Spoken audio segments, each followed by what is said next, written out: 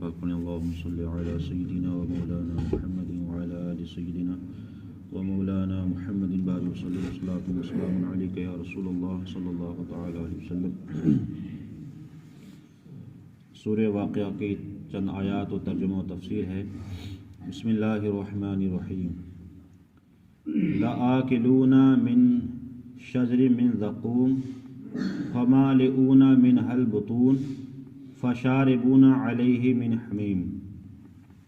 رب نے شاید یہ فرمایا کہ جب جہنم میں جب جائیں گے تو اللہ تعالیٰ ضرور ان کو زقوم کے درخت سے کھلائے گا۔ اب یہ زقوم کا درخت کیا ہے؟ زقوم کا درخت وہ ہے کہ اس میں جو پھل لگے ہوں گے وہ ایسے ہوں گے جو کانٹے دار ہوں گے۔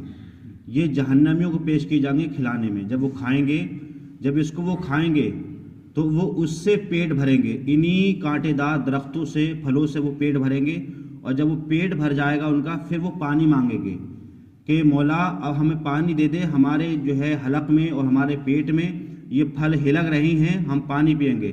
تو پھر اس پر کھولتا انہیں پانی دیا جائے گا، باقاعدہ کوئی ٹھنڈا پانی نہیں بلکہ کھولتا پانی دیا جائے گا۔ حدیث پاک میں آتا ہے، میرے آقا فرماتے ہیں کہ جب ان کو وہ کھولتا پانی دیا جائے گا تو اتنا کھولتا ہوگا کہ ان کی جو پیٹ کی جو آتیں ہوں گی نا وہ سب الگ الگ ہو جائیں گی۔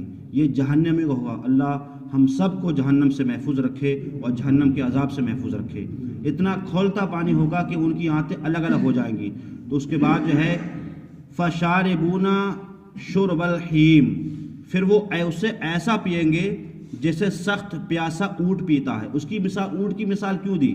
اونٹ کی مثال اس وجہ سے دی کہ اونٹ جو ہے جب پانی پیتا ہے تو وہ تھوڑا بہت پانی نہیں پیتا ہے، بلکہ اس کی اونٹ کی تاریخ کو اگر آپ پڑھیں گے تو اللہ تعالیٰ نے اونٹ کے اندر وہ طاقت و قوت رکھی ہے کہ جب اونٹ پانی پیتا ہے تو وہ اتنا پانی پیتا ہے کہ 8 دن تک اس کو دوبارہ پانی پینے کی ضرورت نہیں رہتی ہے۔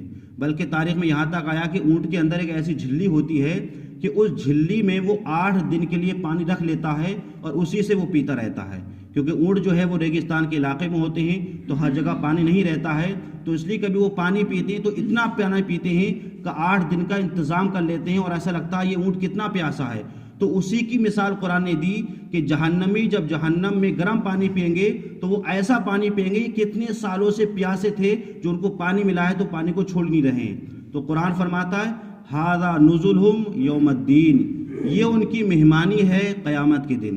مطلب یہ مہمانی ہوگی کہ ان کو جو ہے کانٹے دار پھل دیے جائیں گے، کھولتا ہوا پانی دیا جائے گا، جہنم میں ڈھکیلا جائے گا۔ یہ جہنم میں کیا ہوگی؟ مہمانداری ہوگی جو جہنم کے اندر کی جائے گی۔ اس کے بعد رب فرماتا میں نے تمہارے لیے کیا کیا کیا وہ سنو۔ قرآن فرماتا ہے نحن خلقناکم فلولا لا تصدقون، ہم نے تمہیں پیدا کیا تو تم کیوں نہیں سچ مانتے ہو؟ مطلب تم کچھ نہیں تھے، ہم نے ہی تو پیدا کیا تھا۔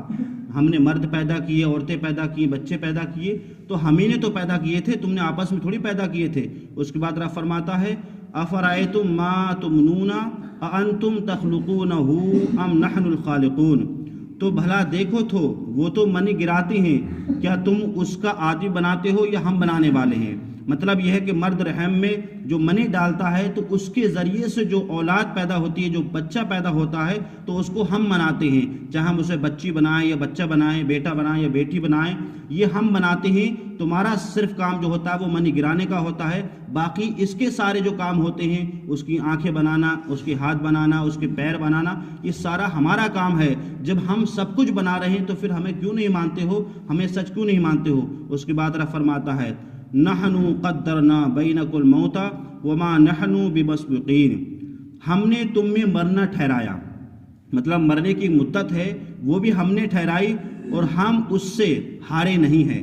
مطلب ہم نے جب تم کو پیدا کیا تو پیدا کرنے کے بعد جو مرنے کی مدت ہے وہ بھی ہم نے ٹھہرائی ہے۔ کسی کی مدت یہ ہے کہ وہ بچپن ہی مر جاتا ہے، کسی کی مدت یہ ہے کہ وہ جوانی مرتا ہے، کسی کی مدت یہ ہے کہ وہ ادھیڑ عمر میں مرتا ہے، کسی کی مدت یہ ہے کہ وہ بڑھاپے میں مرتا ہے، کسی کی مدت یہ ہوتی ہے کہ وہ ماں کے پیٹ میں ہی مر جاتا ہے، کسی کی مدت یہ ہوتی ہے کہ جیسی پیدا ہوتا ہے ویسی مر جاتا ہے۔ تو ساری جو مدتیں عمریں جو ہم نے مقرر کی ہیں یہ ہم ہی نے مقرر کی ہیں، ہم ہی زندہ کرنے والے ہیں اور ہم ہی تمہارے وقت پر تم کو کیا مارنے والے ہیں۔ تو ہمیں یہ اللہ کا شکر ادا کرنا چاہیے کہ اللہ نے ہمیں پیدا کیا، اور اللہ اگر چاہتا، قرآن فرماتا ہے اگر اللہ چاہتا تو ہمیں کسی بھی مخلوق میں پیدا کر سکتا تھا، کیڑے بنا سکتا تھا، جانور بنا سکتا تھا، دوسرے حیوانات بنا سکتا تھا، لیکن اللہ نے ہمیں انسان بنایا۔ اللہ کا سب سے بڑا شکر یہ ہے، اور اس سے زیادہ شکر اللہ کا یہ ہے کہ انسان بنانے کے بعد، انسان بہت سے ہیں، کافر ہیں، دوسرے مذہب کے لوگ ہیں، اور دوسرے مذہب کے ماننے والے ہیں، جو مذہب دنیا میں اور شریعت میں نہیں ہے، لیکن اللہ نے انسان بنانے کے ساتھ ساتھ ہمیں مسلمان بنایا۔ یہ بھی اس کا سب سے بڑا احسان ہے۔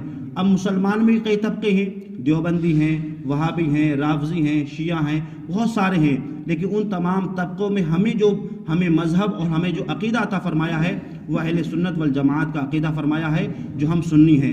تو اللہ کا ہمیں وقتاً فوقتاً یہ لاکھ شکر احسان کرنا چاہیے۔ اے مولا، تو نے ہمیں نہ جانور بنایا، نہ کیڑے بنایا، بلکہ انسان بنایا، اور انسان بنانے کے ساتھ ہمیں مسلمان بنایا، اور مسلمان بنانے کے ساتھ ہمیں صرف تو نے سنی بنایا، اور سنی ایک ایسا مذہب ہے جو تمام مذہبوں پر بھاری اور حق ہے۔ اس لیے ہمیں اللہ کا شکر ادا کرنا چاہیے۔ مولا، تیرا لاکھ شکر ہے کہ تو نے ہمیں مسلمان، وہ بھی سچا اور سنی مسلمان بنایا ہے۔ یہ اللہ کا شکر ادا کرنا چاہیے۔ اگر اللہ چاہتا تو ہمیں کسی بھی مخلوق کے ساتھ ہمیں وہ پیدا فرما سکتا تھا۔ اللہ تعالی ہمیں اور آپ کو قرآن پاک سمجھنے کی، اس پر عمل کرنے کی توفیق عطا فرمائے۔ اللہم صلی علی سیدنا و مولانا